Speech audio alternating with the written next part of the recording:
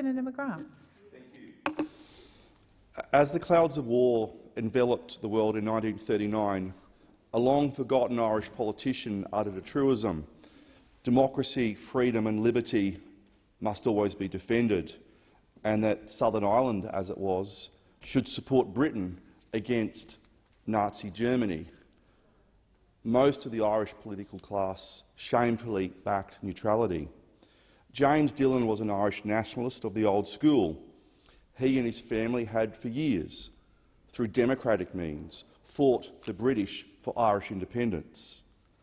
Notwithstanding that historical hinterland, James understood that liberal democracies must always back other liberal democracies.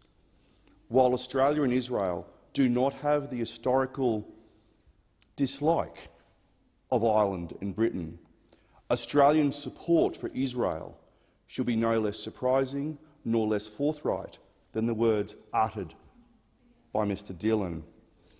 Israel is a beacon of liberal democracy in a sea of democratic darkness. Since 1948, Israel has long fought not just to exist as an independent state, but to fight for the survival of all her people. Existing in a permanent state of war, not because it is an aggressor, but it is a victim of history, a victim of hatred, a victim of historical anti-Semitism. Yet Israel is anything but a victim. Its citizens, all her people, Jewish, Christian, Orthodox, Druze, Muslim, non-believer, are all free. It is the birthplace of innovation and the start-up. It is turning its deserts into a food bowl. Most importantly, it is a democracy, a vibrant, boisterous carnival of elections. So much so that, as I speak, Israel is undergoing its 5th election in 3 years. None of the enemies of Israel have ever held a free election.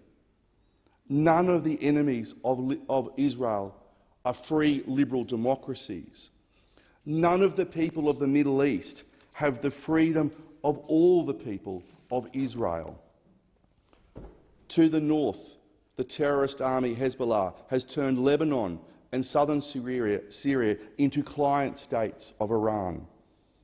Iran is an evil, despicable regime intent on using nuclear weapons to destroy Israel and all Jewish peoples.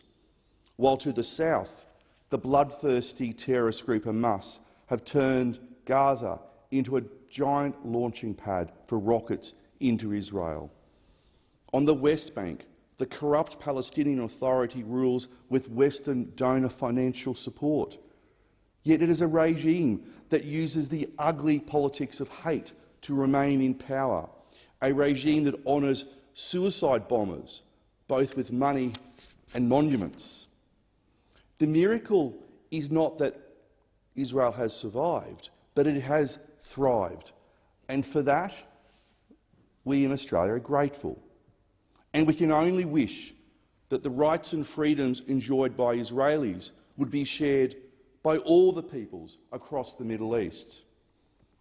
And perhaps the haters of Iran and Hezbollah and Hamas should read the words that you read as you leave the Yad Vashem Holocaust Memorial. Remember only that I was innocent, and just like you, mortal on that day, I too had a face marked by rage, by joy and pity, quite simply a human face. Freedom conquers all.